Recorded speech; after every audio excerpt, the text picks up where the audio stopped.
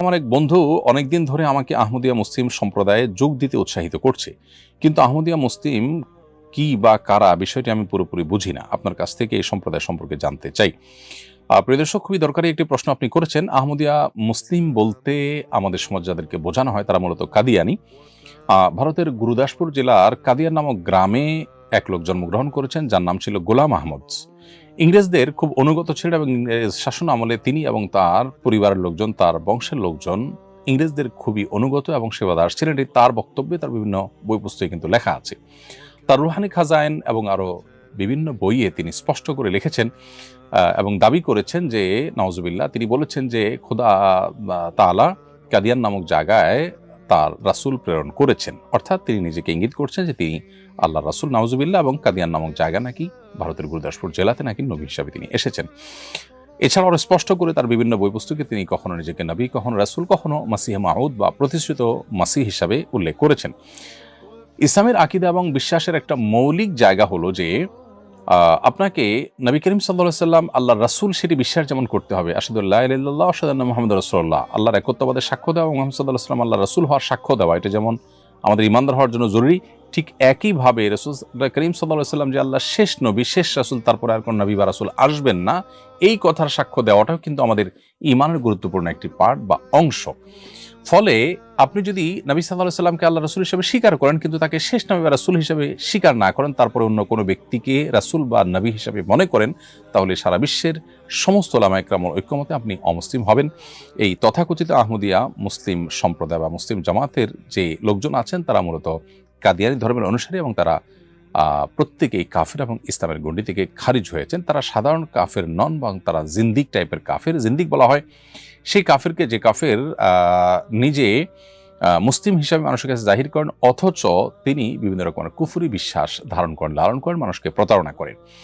এটা হলো অনেকটা নকলের মতো। আপনার কাছে টাকা নেই, দোকানদারের কাছে গিয়ে আপনি বলেছেন করে আপনার ক্ষুধা লেগেছে, হয়তো আপনাকে কিছু খাবার দিতেও পারে দোকানদার, কিন্তু আপনি নকল টাকা যদি দেন তাহলে আপনাকে খাবার দেওয়ার পরিবর্তে জেলে পাঠানো হবে। ঠিক একইভাবে আমাদের এই সমাজে বিভিন্ন ধর্মের মানুষ বসবাস করে, সেটি করতেই পারে, কিন্তু কেউ যদি মুসলমান নাম ধারণ করে অথচ সেই মুসলমানদের মৌলিক বিশ্বাস এটি ধারণ করে না, তাহলে সেক্ষেত্রে সে কখনো মুসলমান না, এটা বরং সে প্রতারণা করছে এর মাধ্যমে।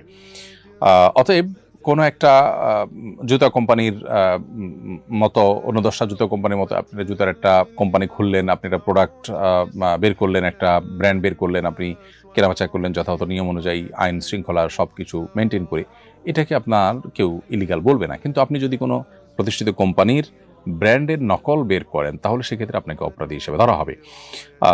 আপনি মুসলমানদের মৌলিক বিশ্বাস যেটি, সেরকম বিশ্বাসকে বিশ্বাস করবেন না, সেরকম বিশ্বাসে বিশ্বাসী হবেন না, আবার নিজেকে মুসলিম দাবি করবে, এটা সুস্পষ্ট প্রতারণা, যেটা এই কাদিয়ানিরা করছে। দুর্ভাগ্যজনকভাবে একই কাজ আমাদের দেশে খ্রিস্টান মিশনারিরাও করছে। তারা নিজেদেরকে নাম দেয় ঈসাই মুসলিম, খ্রিস্টান না বলে মুসলমানদেরকে বিভ্রান্ত করবার জন্য বলে যে আমরা ঈসাই মুসলিম, মুসলিমই তো আমরা। ঈসা ইসলামের প্রতি যা শ্রদ্ধা করি, আপনি মুসলমানের সাথে এমনি শ্রদ্ধা করেন।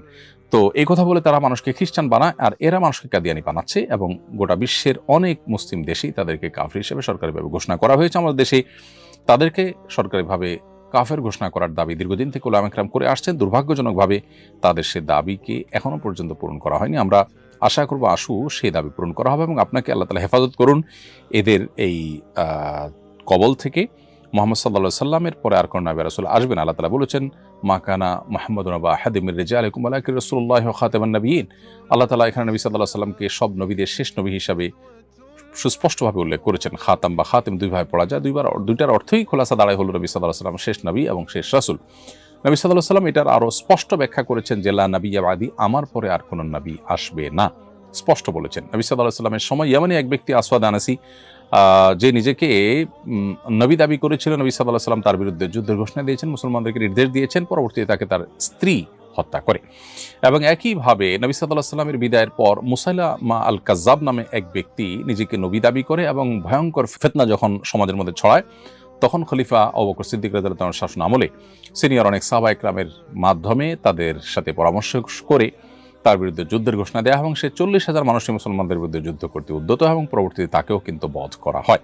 এখান থেকে বোঝা যায় স্বয়ং নবী সাল্লাল্লাহু আলাইহি সাল্লাম এবং সাহাবায়ে কেরামের সময় পর্যন্ত মিথ্যা নবুয়তের দাবিদারদের বিরুদ্ধে তারা লড়াই করেছেন। অন্য ধর্মাবলম্বীরা তাদের ধর্ম পালন করেছেন, কিন্তু মুসলমানদের নাম ভাঙিয়ে অমুসলিম কেউ সমাজের মধ্যে মুসলমানদেরকে বিভ্রান্ত করবে সেই সুযোগ তাদেরকে দেয়া হবে না, এবং এটি দেওয়াটা কখনো ন্যায্য হতে পারে না। এই জন্য নবী সাল্লাল্লাহু আলাইহি ওয়াসাল্লাম পরিষ্কারভাবে বলেছেন, আমার পরে সালাসুনা কাযাবুন, ৩০ জন মিথ্যাবাদী পৃথিবীতে আসবে, কুল্লুহুম ইয়াজআমুন্নাহু নবী, প্রত্যেকে ধারণা করবে সে নবী, অথচ লা নাবিয়্যা বাদি, আমার পরে আর কোনো নবী আসবে না। অতএব কাদিয়ানি যারা, তারা নিজেদেরকে আহমদিয়া মুসলিম জামাত পরিচয় দেয়, তারা গোলাম আহমদ কাদিয়ানিকে নবী বা রাসূল মনে করে। আজকাল তারা এটাকে ঘুরিয়ে পেঁচিয়ে অস্বীকার করার চেষ্টা করে, অথচ তাদের যে সমস্ত লিটারেচার আছে, তাদের যে সমস্ত বই পুস্তক আছে, সেখানে পরিষ্কারভাবে তাকে নবী এবং রাসূল হিসেবে উল্লেখ করা আছে বা তিনি দাবি করেছেন। অতএব তার অনুসারী হওয়া ইসলাম থেকে খারিজ হওয়া শামিল। সাধারণ অমুসলিমের সাথে জিন্দিকের পার্থক্য হলো, জিন্দিক সে সাধারণ অমুসলিমের চাইতে অনেক জঘন্য, কারণ সে প্রতারণা করে এবং মুসলমানদেরকে বিভ্রান্তির মধ্যে ফেলে। অতএব এখান থেকে বেঁচে থাকার চেষ্টা করতে হবে। আমাদের দেশে সোশ্যাল মিডিয়াতে আহমদিয়া মুসলিম জামাত অথবা ইসাই মুসলিম জামাতের নামে কাদিয়ানিরা কিংবা খ্রিস্টানরা তাদের ধর্ম প্রচার করছে অত্যন্ত সুকৌশলে, কখনো গরিব মানুষদেরকে টার্গেট করে খ্রিস্টান মিশনারি লোকজন তাদেরকে লোভে ফেলে, প্রলোভন দিয়ে তাদেরকে ধর্মান্তরিত করছে এবং বিভিন্ন রকমের সুযোগ সুবিধা তাদেরকে বিভিন্ন জায়গায় দিচ্ছে। দেশের প্রত্যন্ত অঞ্চলে, পার্বত্য অঞ্চলে, উত্তরবঙ্গে গরিব এলাকার লোককে টার্গেট করে তারা কাজ করছে। কয়েকদিন আগে যশোরে পিকনিকের নামে কিছু মানুষকে তারা খ্রিস্টান ধর্মে দীক্ষিত করেছে। এর আগে ফরিদপুরের একটি ঘটনা, তারা সাদা কাপড় পরে পুরোহিতের বেশে তারা সমাজে বসবাস করছে এবং ঘোরাফেরা করছে, অথচ তারা তলে তলে খ্রিস্টান মিশনারির মাধ্যমে তারা খ্রিস্টান ধর্মে মানুষকে দীক্ষিত করছে প্রলোভন দিয়ে।